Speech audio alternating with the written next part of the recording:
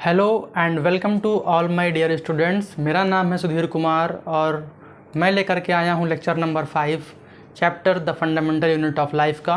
और इस particular video में हम लोग डिस्कस करने वाले हैं सेल वॉल के बारे में। तो बेसिकली जो सेल वॉल होती है, ये सेल वॉल का फंक्शन क्या होता है?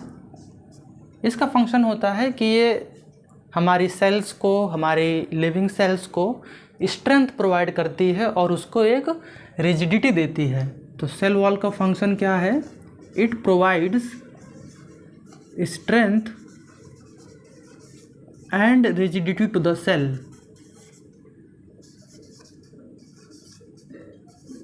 It provides strength and rigidity to the cell. ठीक है।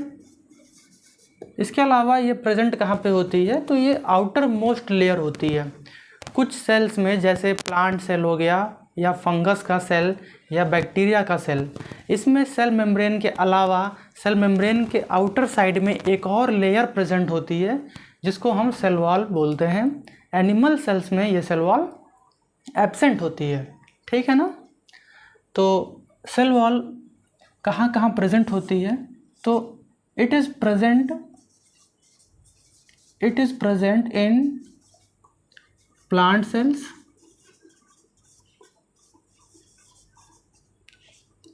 fungi and bacteria, but same time absent in animal cells। ये कुछ इम्पॉर्टेंट बातें हैं जो कि आपको नोट डाउन करना है सेल वॉल के बारे में। ठीक है।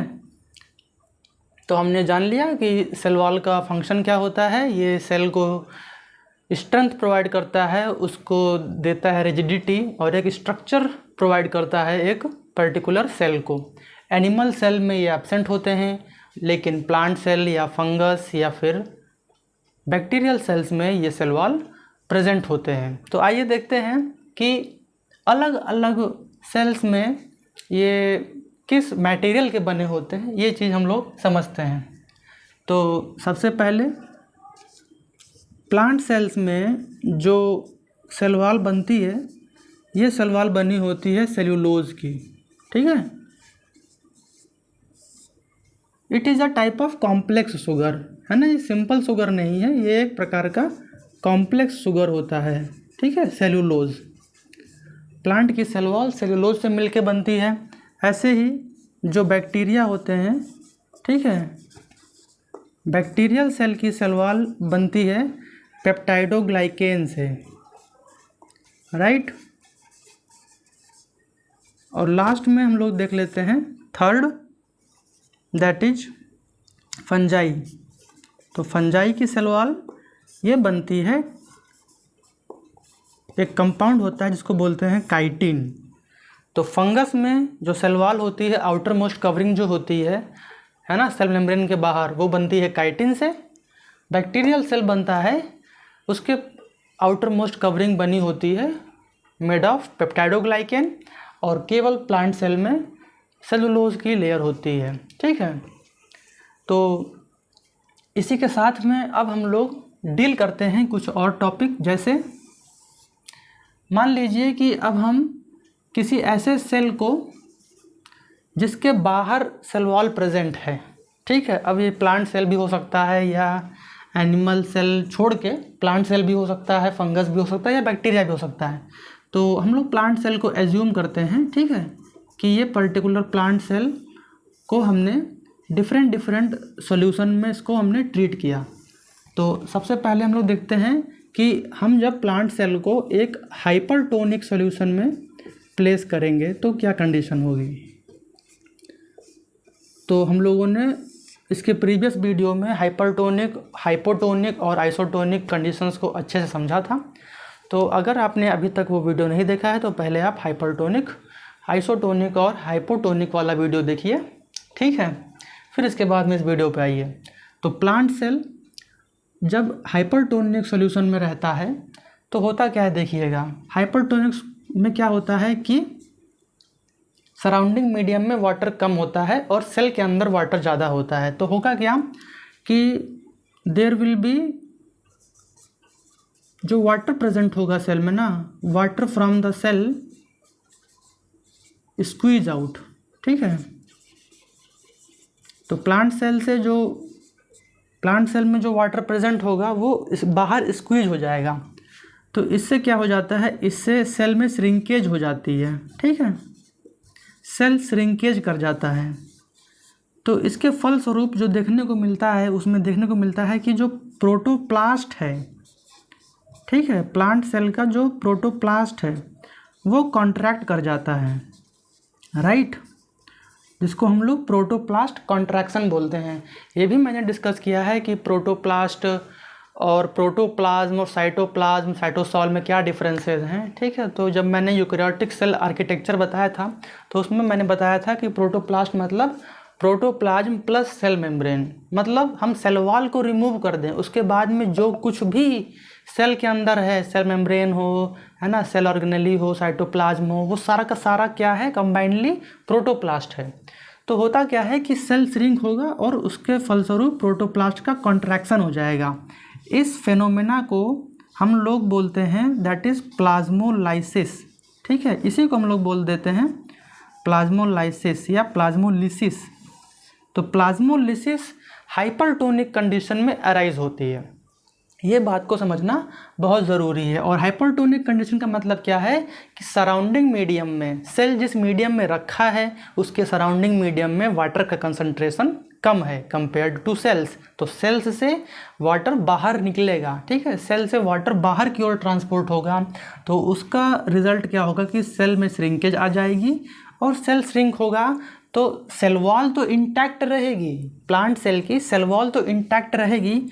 अब जैसे मैं यहाँ पे थोड़ा सा बनाता हूँ, ठीक है, मान लीजिए ये प्लांट सेल है और ये मैंने बाहर जो बनाया ये आपका सेल वॉल है, ठीक है। तो जब इस सेल से वाटर रिमूव हो जाएगा, ठीक है, वाटर बाहर की तरफ निकल जाएगा, जब हम इस सेल को हाइपरटोनिक कंडीशन में रखेंगे तो देखना कि जो आपका साइटोप्लाज्म और within the cell membrane, ठीक है, ये जो सेल मेम्ब्रेन है, ये सेल मेम्ब्रेन थी और सेल मेम्ब्रेन क्या कर गई है, श्रिंक कर गई है। और सेल मेम्ब्रेन के साथ साथ में इस सेल मेम्ब्रेन के अंदर मतलब जो साइटोप्लाज्म था, सेल ऑर्गेनल्स थी, ठीक है, तो ये सब भी श्रिंक हो गई हैं, ठीक है। इसी फिनोमेना को हम लोग बोल देते हैं क्या, दैट इज़ प्लाज्मोलाइसिस। तो आप समझ गए होंगे कि जब हम किसी प्लांट सेल को, एनिमल सेल को या किसी फंगस के सेल को किसी हाइपरटोनिक कंडीशन में रखेंगे तो वहाँ पे प्लाज्मोलिसिस का फिनोमेना होगा, ठीक है। ये तो बात हो गई हाइपरटोनिक की। जब हम किसी प्लांट सेल को या ऐसी किसी भी सेल जिसमें सेल वॉल प्रेजेंट है, अगर हम उस सेल को हाइपोटोनिक कंडीशन में रखते हैं तो क्या सिचुएशन देखने को मिलती है, ये समझने वाली बात है। हाइपोटोनिक कंडीशन का मतलब ये है कि यहाँ पे सेल के अंदर वाटर कंसंट्रेशन कम है in comparison to surrounding medium. Surrounding medium में वाटर ज़्यादा अमाउंट में है कंपेयर टू सॉल्यूट, तो अब वाटर क्या होगा, वाटर अब सेल के अंदर मूव करेगा। तो जब सेल के अंदर वाटर आएगा तो सेल स्वेल कर जाएगी, ठीक है, सेल स्वेल्स अप, है ना, cell swells up but do not burst, ठीक है, बट डू नॉट बर्स्ट। कहने का मीनिंग ये है कि जिन सेल्स में सेल वॉल प्रेजेंट होती है वो सेल्स हाइपोटोनिक कंडीशन में इजीली बर्स्ट नहीं होते, क्योंकि उनके चारों तरफ सेल वॉल की लेयर प्रेजेंट होती है जो कि प्लांट सेल को बर्स्ट होने से रोकती है। तो ये क्वेश्चन बहुत ही अच्छा है, ये पूछा जाता है कि वाई प्लांट सेल्स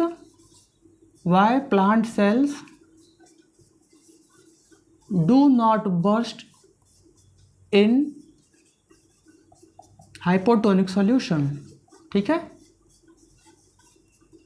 तो ये क्वेश्चन बहुत ही ज़्यादा पूछा जाता है। तो इसका रीज़न यही है कि क्योंकि इसमें एक एक्सटर्नल प्रोटेक्टिव लेयर प्रेजेंट है सेल वॉल के रूप में, और वो होता क्या है कि क्यों बर्स्ट नहीं होता है, इतना तो क्लियर है, क्योंकि हाइपोटोनिक कंडीशन है तो वाटर सेल के अंदर आएगा, सेल में वाटर पहुंचेगा सराउंडिंग मीडियम से, तो सेल स्वेल हो जाएगा। और जब सेल स्वेल होगा तो अब यहाँ पे देखिएगा कंडीशन क्या होता है। सपोज दैट ये प्लांट सेल की सेल वॉल है, राइट।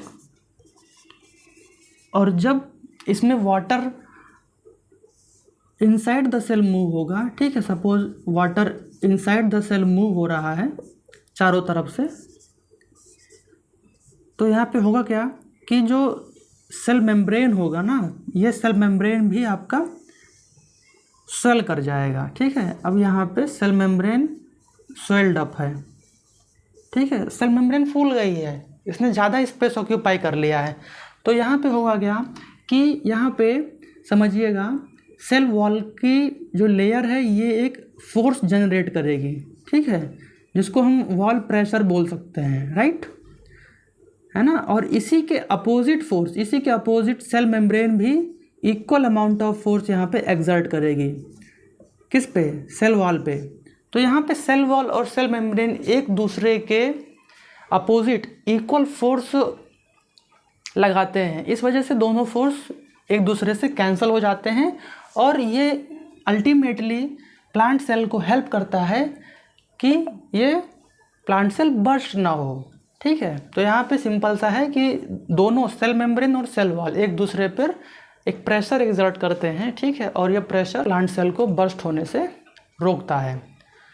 तो ये तो था सेल वॉल के बारे में। एक बार हम लोग क्विक रिवीजन कर लेते हैं कि हमने क्या क्या पढ़ा सेल वॉल में।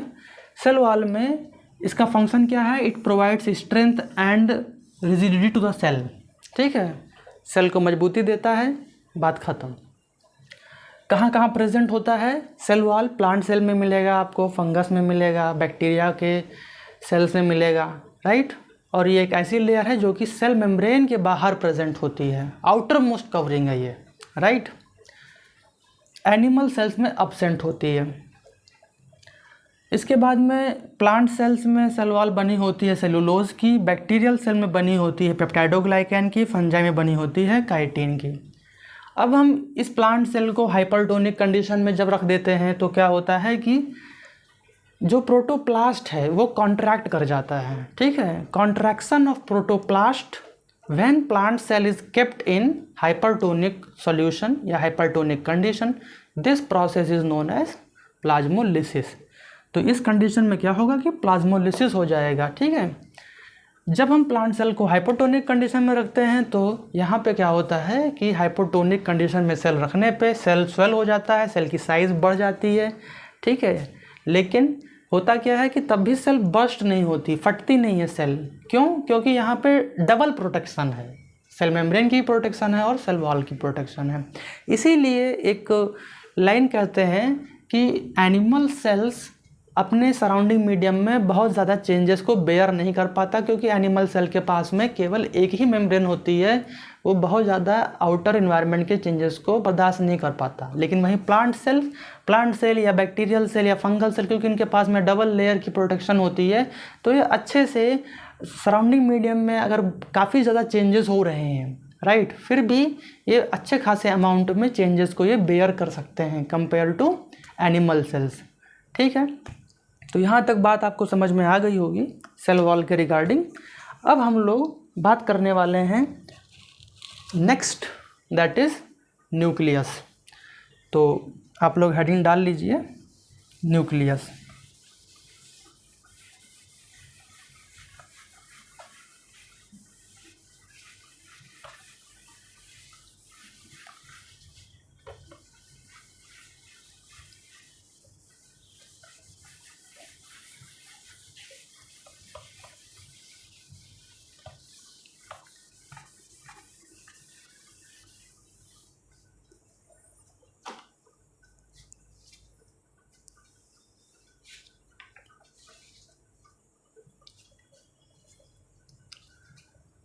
Next heading is nucleus.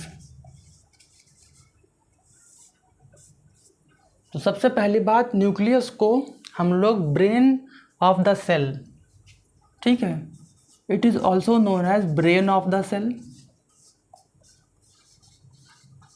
इसके अलावा इसको हम control centre of the cell भी बोलते हैं, ठीक है, brain of the cell, control centre of the cell, ठीक है। ये कुछ इसके फंक्शन के अकॉर्डिंग हम लोग इसको नेम करते हैं न्यूक्लियस को। तो न्यूक्लियस हर एक सेल में प्रेजेंट होता है, और जिस सेल में न्यूक्लियस प्रेजेंट नहीं है वो सेल थ्योरी के लॉज को ओबे नहीं करता है, क्योंकि सेल थ्योरी में मैंने पढ़ाया था कि each cell should have a nucleus, ठीक है। तो न्यूक्लियस होना बहुत ही इम्पॉर्टेंट है, क्योंकि ये सारे सेलुलर एक्टिविटीज़ को परफॉर्म करने में हेल्प करता है, और किसी सेल का क्या फंक्शन होने वाला है, ठीक है, इस चीज़ को भी न्यूक्लियस ही डिफाइन करता है, ठीक। सपोज़ जैसे मान लीजिए कि पैंक्रियाज एक ऑर्गन है, और पैंक्रियाज का काम होता है कि वो इंसुलिन प्रोड्यूस करता है, और आपको पता है कि इंसुलिन हार्मोन का फंक्शन होता है कि इंसुलिन का काम क्या होता है बताइए। इंसुलिन का काम होता है कि ये आपके ब्लड शुगर के लेवल को कंट्रोल करता है, और जब इंसुलिन हार्मोन की डिफिशियंसी हो जाती है तो प्रॉपरली ब्लड शुगर रेगुलेट नहीं होता, और उस पर्सन को डायबिटीज़ रोग की समस्या होने लगती है, राइट। तो अब सोचो आप कि कैसे हमारे बॉडी में पैंक्रियाज के सेल्स को ये पता है कि मुझे इंसुलिन प्रोटीन ही बनाना है, या मुझे इंसुलिन हार्मोन ही बनाना है ना। वो बात समझने वाली है कि भाई उसे कैसे पता, बॉडी के उस पर्टिकुलर पैंक्रियाज के ऑर्गन के सेल को कैसे पता कि उसे इंसुलिन हार्मोन बनाना है बॉडी के लिए। तो ये मैसेज कहाँ से आता है? ये मैसेज आता है न्यूक्लियस से। क्यों? क्योंकि न्यूक्लियस के अंदर प्रेजेंट होता है बेटा क्रोमोसोम, ठीक है। न्यूक्लियस के अंदर क्या प्रेजेंट है? क्रोमोसोम। और एक क्रोमोसोम है कुछ नहीं, क्या है ये है जेनेटिक मटेरियल, ठीक है। क्या है ये? It is a genetic material. और इस जेनेटिक मटेरियल में वो इन्फॉर्मेशन होती है कि ये पर्टिकुलर सेल कौन कौन सी प्रोटीन, कौन कौन सी हार्मोन को सिंथेसाइज करेगा। तो सपोज दैट मैंने यहाँ पे आपको एग्जांपल दिया कि पैंक्रियाज सेल्स को ये मालूम होता है कि उन्हें इंसुलिन हार्मोन का प्रोडक्शन करना है। तो कहने का मतलब ये है कि जो आपके पैंक्रियाज के सेल्स होंगे, ठीक है, इस पैंक्रियाज सेल्स के पास में बेटा जो न्यूक्लियस होगा, इस न्यूक्लियस के अंदर क्या प्रेजेंट होगा? इसके पास में डीएनए प्रेजेंट होगा। तो इस डीएनए के पास में इंसुलिन प्रोटीन बनाने का मैसेज होगा, ठीक है, समझिएगा। इस डीएनए के पास में इंसुलिन बनाने वाला डीएनए होगा, ठीक है। तभी आगे चल करके ये डीएनए क्या करेगा? ये डीएनए से आरएनए बनाएगा और फिर इंसुलिन हार्मोन बना देगा। बात समझ में आई? इसीलिए कहते हैं कि जो न्यूक्लियस होता है ये सेल की सारी एक्टिविटी को कंट्रोल करता है। एक सेल क्या काम करेगा, कौन सा फंक्शन परफॉर्म करेगा, कौन सा फंक्शन परफॉर्म नहीं करेगा, ये सारी की सारी कंट्रोलिंग एबिलिटी, या कहते हैं कि जो पावर होती है कि एक सेल को क्या काम करना है, ये कौन डिसाइड करता है? ये न्यूक्लियस डिसाइड करता है, राइट। तो ये तो बात हो गई न्यूक्लियस के फंक्शन की, ठीक है। अब हम लोग थोड़ा बात करते हैं न्यूक्लियस के स्ट्रक्चर की। तो न्यूक्लियस जो होता है वो आपका होता है बेटा डबल मेम्ब्रेन लेयर स्ट्रक्चर, ठीक है। मैंने आपको यूकैरियोटिक सेल आर्किटेक्चर में बताया था कि न्यूक्लियस का जो स्ट्रक्चर होता है वो डबल मेम्ब्रेन सेल ऑर्गेनेल होता है। तो मैंने डबल मेम्ब्रेन बना दिया इसको। इसके अलावा इसमें ये कंटिन्यूअस नहीं होती डबल मेम्ब्रेन, ठीक है। ये डबल मेम्ब्रेन कंटिन्यूअस नहीं होती है, इसमें गैप्स होते हैं, ठीक है। तो ये बन गए गैप्स, ठीक। और इसके अंदर एक्वस फ्लूइड प्रेजेंट होता है, ठीक है। एक्वस फ्लूइड प्रेजेंट होता है, ठीक है। तब हम लोग पहले इसको लेबलिंग करते हैं। तो ये जो डबल मेम्ब्रेन की लेयर है इसको हम लोग बोलेंगे न्यूक्लियर मेम्ब्रेन, ठीक है। ये जो डिसकंटिन्यूटी देख रहे हो, ये discontinuity is nothing but nuclear pore. और जो एक्वस फ्लूइड प्रेजेंट है with in the nucleus, that is nothing but nucleoplasm, right. और इसी न्यूक्लियस के अंदर, इसी न्यूक्लियस के इनसाइड में क्या प्रेजेंट है, इसमें प्रेजेंट है आपका entangled mass of chromatin thread. ये जो मैंने entangled mass of chromatin thread बनाया है, तो इसको मैं लिखता हूँ, it is a entangled mass of chromatin thread. ठीक है।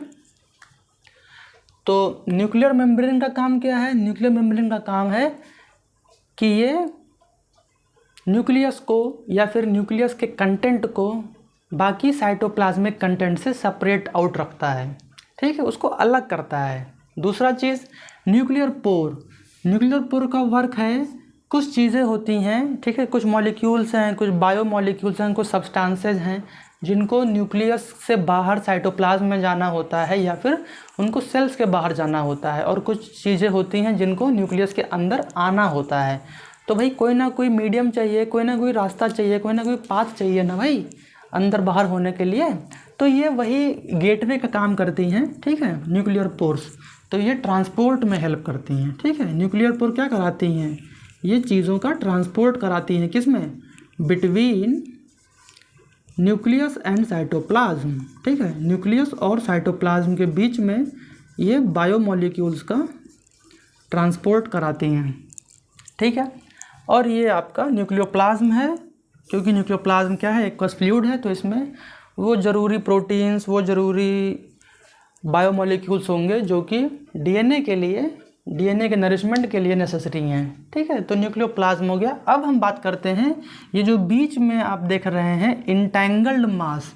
ठीक है, entangled mass of chromatin thread की। तो इंटेंगल्ड मास क्यों बोला गया? क्योंकि ये उलझा हुआ स्ट्रक्चर है। ठीक है ना, बहुत उलझा हुआ स्ट्रक्चर आपको दिख रहा है फिगर में।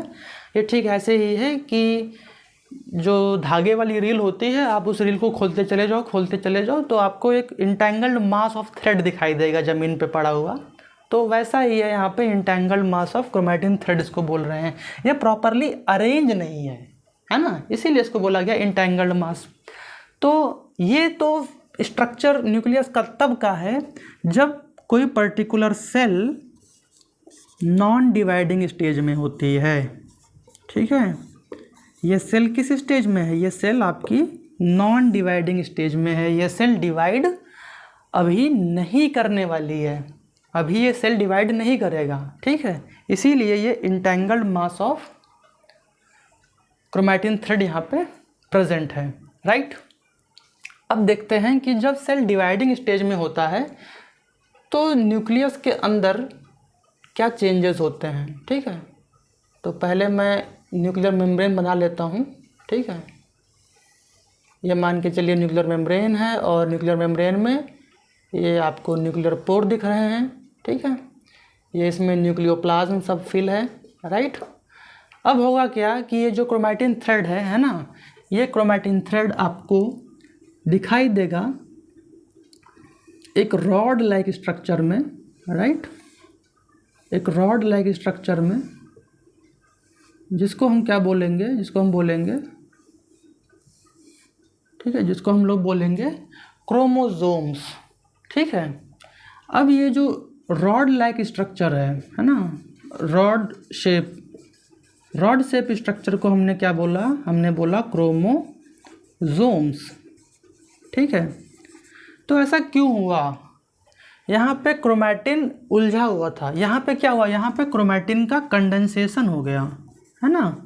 क्रोमैटिन क्या हुआ? यहाँ पे कंडेंस हो गया, इकट्ठा हो गया, इतना इकट्ठा हो गया कि अब क्रोमैटिन कैसा लग रहा है देखने में? अब क्रोमैटिन वही चीज़ है, क्रोमैटिन ही है, अब ये रॉड शेप स्ट्रक्चर दिख रहा है जिसको हम लोग क्रोमोसोम्स बोल रहे हैं। तो ऐसा स्ट्रक्चर हमें तब देखने को मिलता है जब कोई पर्टिकुलर सेल डिवाइड होने वाली होती है, या जब कोई सेल डिवाइडिंग स्टेज में होती है। ठीक है, क्योंकि हर एक सेल को सर्वाइव करने के लिए सेल डिवीज़न करना होता है। ये बात सेल थ्योरी में आपने पढ़ी थी कि न्यू सेल्स कैसे बनती हैं। न्यू सेल्स बनती हैं प्री एग्जिस्टिंग सेल्स से। तो प्री एग्जिस्टिंग सेल्स डिवाइड करेगी ना, तभी तो नई सेल बनेगी। तो नई सेल बनने के लिए जब सेल डिवीज़न स्टेज में होगी तो न्यूक्लियस के अंदर आपको रॉड शेप क्रोमोसोम्स दिखाई देंगे। वहीं जब न्यूक्लियस नॉन डिवाइडिंग स्टेज में होगा या सेल नॉन डिवाइडिंग स्टेज में होगा तो आपको entangled mass of chromatin thread दिखाई देगा। तो ये क्रोमैटिन कंडेंसेशन की रिक्वायरमेंट ही क्यों पड़ी? तो ये रिक्वायरमेंट इसलिए पड़ी क्योंकि अब जैसे मान लीजिए ये इंटैंगल्ड मास ऑफ थ्रेड है तो आप इसको इक्वली 2 सेल्स में डिस्ट्रीब्यूट नहीं कर सकते। डिस्ट्रीब्यूशन में प्रॉब्लम आती है भाई। आप ऐसे इमेजिन कर लीजिए कि आपने धागा खोल दिया थ्रेड से, है ना, रील से आपने थ्रेड खोल दिया। अब आपको उसको इक्वली डिस्ट्रीब्यूट करना हो 2 लोगों को, आप नहीं डिस्ट्रीब्यूट कर पाओगे, बराबर चला जाए, नहीं हो पाएगा ना। जब आप उसको वापस से रील पे लपेट लोगे, है ना, फिर आप उसको डिस्ट्रीब्यूट कर सकते हो। वही चीज़ यहाँ पे हो रही है। जब हमें एक सेल से, ठीक है, एक सेल से जब हमें इसको 2 सेल में डिवाइड करना है ना, डिवीज़न होनी है, तो क्या होगा, यहाँ पे न्यूक्लियस और साइटोप्लाज्म का रेशियो मेंटेन करना होता है सेल को, है ना। ये पेरेंट सेल ये डिसाइड करता है कि दोनों मेरे जो डॉटर सेल्स हैं उसमें ऑप्टिमम, या कह दो कि दोनों में इक्वल अमाउंट ऑफ साइटोप्लाज्म और डीएनए, या कह दो कि नहीं, न्यूक्लियस और साइटोप्लाज्म इक्वल अमाउंट में पहुंचना चाहिए, ठीक है। तो इस वजह से ये क्रोमैटिन का कंडेंसेशन होता है। आई होप आपको यहाँ तक बात समझ में आई होगी। अब हम लोग बात करने वाले हैं क्रोमोसोम के बारे में, ठीक है। तो यहाँ पे देखिएगा, ये क्रोमोसोम मैंने बना दिया है, ठीक है। तो अब ये जो क्रोमोसोम है ना, ये क्रोमोसोम बना होता है बेटा 2 चीज़ों से। It is made up of DNA plus protein, ठीक है। डीएनए और प्रोटीन से मिल करके क्रोमोसोम बनता है और ये डीएनए के पास में इंफॉर्मेशन होती है, ठीक है।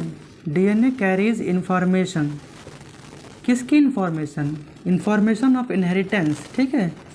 डीएनए के पास में कुछ जेनेटिक इन्फॉर्मेशन होती है, ठीक है, जो कि एक सेल, ठीक है, सपोज दैट ये पेरेंट सेल है और ये पेरेंट सेल जब डिवाइड होकर के बनेगा daughter cell, this is a parent cell, है ना। जब पेरेंट सेल डिवाइड होगा डॉटर सेल में तो क्या करेगा, डिवीज़न के समय ये अपने डीएनए को ट्रांसफ़र करेगा, ठीक है। ये कुछ जेनेटिक इन्फॉर्मेशन को ट्रांसफ़र करेगा नेक्स्ट जनरेशन में in the form of DNA, ठीक है।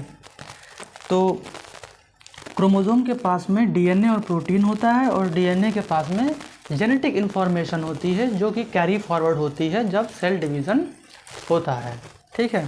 अब इसके अलावा हम लोग एक बात समझते हैं कि सपोज दैट ये डीएनए का एक डबल हेलिकल स्ट्रक्चर है, ठीक है।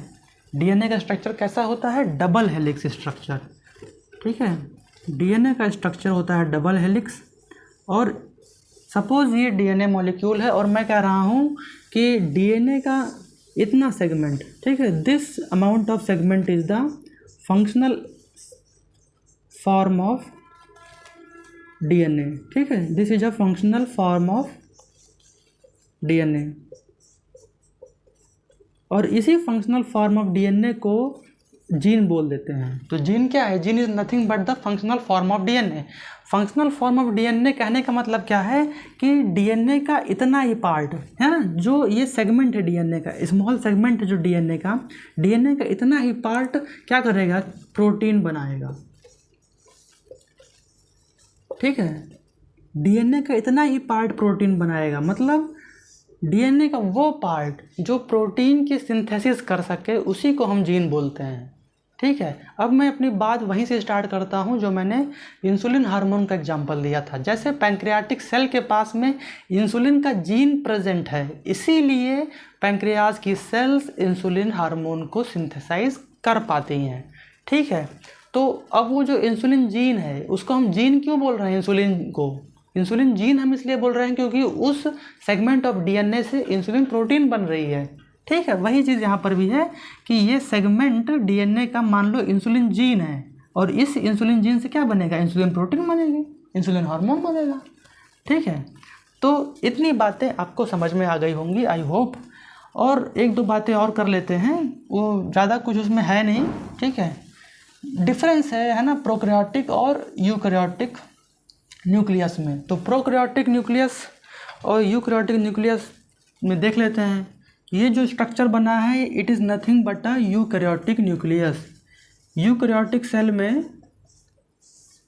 न्यूक्लियस न्यूक्लियर मेम्ब्रेन के अंदर पैक होता है, ठीक है, और मतलब अच्छे से हम लोग जेनेटिक इन्फॉर्मेशन को, है ना, क्रोमैटिन थ्रेड को अच्छे से रखते हैं इन द प्रोटेक्शन। यहाँ पे प्रोटेक्शन प्रॉपर मिल रही है, ठीक है, इवॉल्व्ड वर्जन है ना, यहाँ पे ये इम्प्रूव्ड वर्जन है यूकैरियोटिक सेल में। यहाँ पे प्रॉपर प्रोटेक्शन मिल रही है न्यूक्लियर मेम्ब्रेन से, हमारा जेनेटिक इन्फॉर्मेशन सराउंडेड है। लेकिन प्रोकैरियोटिक सेल में मैं पढ़ा चुका हूँ प्रीवियस वीडियोज़ में कि प्रोकैरियोटिक सेल में जो आपका जेनेटिक मटेरियल होता है ये ऐसे ही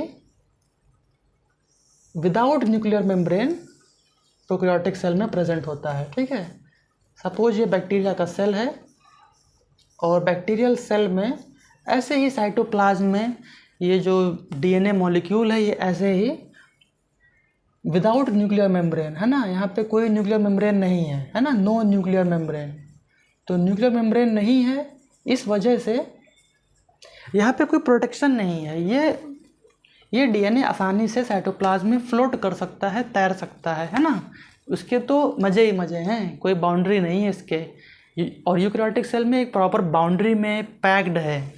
तो ये थोड़ा सा डिफरेंस था कि प्रोकैरियोटिक सेल और यूकैरियोटिक सेल में क्या अरेंजमेंट होता है न्यूक्लियस का। तो आई होप कि इस लेक्चर में हमने सेल वॉल की बात कर ली और न्यूक्लियस की बात कर ली, और अब हम लोग इसके आगे आने वाले लेक्चर्स में साइटोप्लाज्म के बारे में थोड़ी बहुत बातें करेंगे और फिर हम रेस्पेक्टिवली हर एक सेल ऑर्गेनेली को डिटेल में स्टडी करेंगे, जितना आप लोगों के सिलेबस में है और जितना आप लोगों के लिए इम्पॉर्टेंट है, ठीक है। Thank you for watching, bye bye.